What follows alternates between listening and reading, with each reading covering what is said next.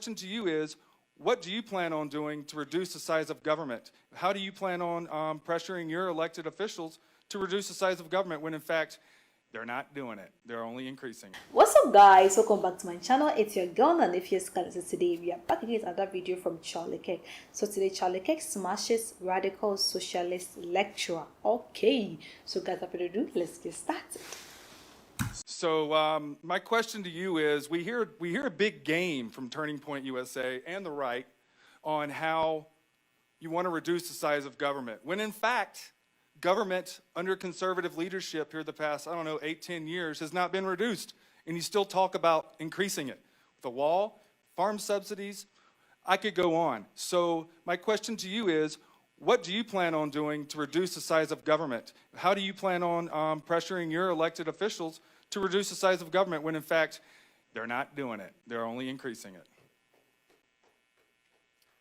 Well, look, I mean, the Trump budget itself reduces government. It closes federal agencies and merges all of them. You know that there's been more federal workers that have left the federal bureaucracy than have been hired under the Trump presidency. Did you know that? No, I did not. So before you start I'd like to say, see some numbers though. Okay, I just gave you a fact. So we don't really have a chart or access to. Baseless. okay, Okay. you're entitled to your own opinion. You're not entitled to your own facts, but that's okay. So under President Trump, every single budget he's submitted to Congress reduces the size of government. Under President Trump, for 16 months, do you know that he signed a federal hiring freeze? Did you know that? He signed a federal hiring freeze, Sure. which by definition shrinks government because over thousands of people every single week retire out of the federal bureaucracy. So under President Trump, the federal bureaucracy has gotten significantly smaller. Well, you're trying to push forward a $13 billion wall. That's socialism at its finest. Farm subsidies. What? A wall Sorry, is socialism? Do you know what socialism farm subsidies, is? No, I believe in national security. I believe in defending our borders. I do believe in a military. What about the farm subsidies Well, that Trump, the self-induced tariffs that, Wait, no, that are can now you just, requiring can we just bailouts? slow down? Hold on, just slow down. Please explain to me how a wall is socialism, because that's the craziest definition of socialism I've ever heard. It's taxpayer funds going towards the good of society. Is police socialism? Absolutely. Police and fire protection, public schools, So all government public is socialism? lands, it's all types of So you socialism. believe all government is socialism? No, those are municipalities. Any taxpayer subsidy that's put towards the common good of society in whatever context you think common good of society is a type of socialism. And everybody here uses those types of programs. You got public lands, public roads. I'm sure everybody in here likes to go shoot their guns on public lands. Well, First of all, government takes care of a couple that. interesting facts, though, because a lot of public lands are actually paid for by hunting licenses. Therefore, the people that purchase the hunting licenses are the ones that are paying in. Secondly, the number one funder in the federal government that actually funds our transportation system is the federal gas tax. That's actually factored into your purchase of gasoline. So a lot of ways we have user taxes for the things that you're describing as socialism. So the more you drive, the more you pay into it. The more you hunt, the more you pay into it. Now, to your interesting convoluted point that every layer of government is socialism goes directly against the author of socialism's treatise. Socialism is the public ownership of such industries. So exactly, and you know what? Okay. Those include worker co-ops, which I'm sure everybody here shops at the community co-op, right? No. No. Well, if you do, or let me say this: Town and Country. Who shops at Town and Country here? That is a worker co-op, and it's a type of socialism. But it's all voluntarily. The hypocrisy here is it's pretty really overwhelming. So let me tell you, you know what's amazing about a capitalist system is you can voluntarily be in a co-op. So no one's forcing Town and Country to be in a co-op. So only in capitalism could you voluntarily put yourself in that sort of system. But if you don't want to be in a co-op, you should have the freedom to do that as well. What about the folks that are involved in capitalism that can't buy a home, or that are being ripped off by the pharmaceutical companies and the healthcare industry? That's capitalism, all right, and people are losing. You got something to say to that? Plenty. The hell, yeah, I know, actually a lot. Our People are losing. Okay, but Do you think you're losing? No, not necessarily. Well, so then who are you to speak for other people if you're not losing and you're benefiting? I'm not benefiting from the ACA whatsoever. Well, the ACA, it's killing me. Obamacare, the same thing. That's socialism, bro. No, it's not.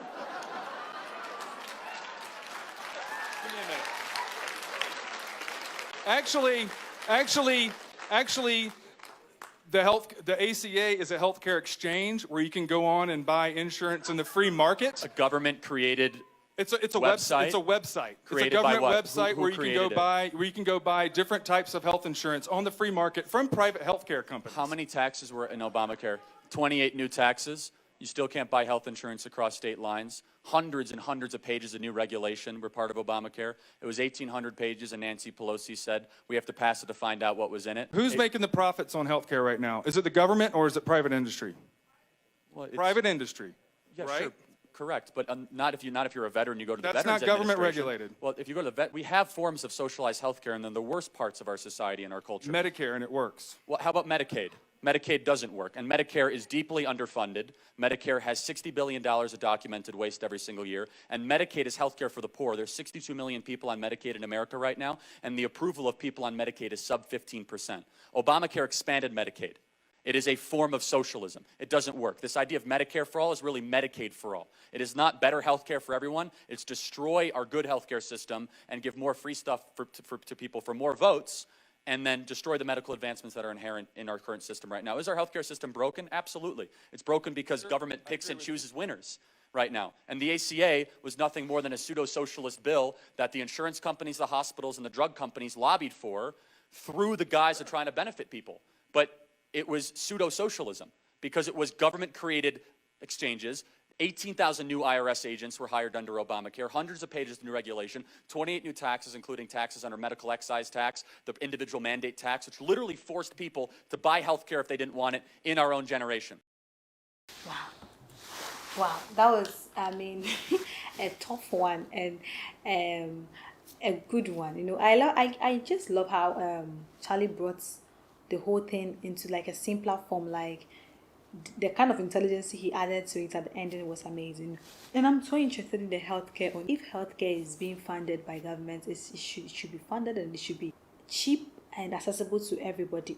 Then, unless that, if it's not going to be that way, accessible and available that way, I think it should be funded by private agencies, so that, you know, if they are funded by private agency without government interferences, I think it should be in the cheaper price. Because if this healthcare thing is funded by only one man, it become a priority. Like it's become like hot cake, so like it becomes expensive. I think I'm much more interested in the reduction of the government, you know, because day in and day out we vote. I mean, after every 4 years we vote a president, a government into power. They elect their own governance, you know. And our man here, our professor here, is suggesting a reduction in the government, because if there is a reduction in the government, I think it increases the productivity of the country. Why? Because at least the payments, you see, their payments mode, you know. Let me even come down here in my side of our country. Our ministers, our MPs, you know, government fund each and everyone with cars, and the cars are not just ordinary cars, you know. I mean, with homes, the cars too is taxes that fund the fuel, you know. Electricity, everything is given to them for free. So if we keep on increasing the size of the government, it looks like our taxes keeps on increasing, because we are going to fund them. We are going to fund them everything. You know, we pay them salary, we fund them, buy cars for them, we shelter them, and yes, it doesn't end there. We still fund them with fuels, you know, into their cars. And who is this affecting? It's affecting the country's economic status, you know. So, and meanwhile, hospitals are there, health cares are there. People are not being able to access the health care services, you know. People are not even able to buy their diabetes drugs, you know. People are not being able to buy it's kind of funny, you know. So yeah, I think the increasement of this government is very important, because if they increase the government, the country's legislation also decreases. You know, if they decrease the government, the government's legislation also decreases. Anyway, let me know what you think about this video. If you have any suggestion, any thoughts on this, also Also let me know in the comment section if you have any suggestion or recommendation for me, so I'll be glad to see in the comment section. If you are new to my channel, welcome. Don't forget to click on the subscription button for more notifications. Thanks for watching.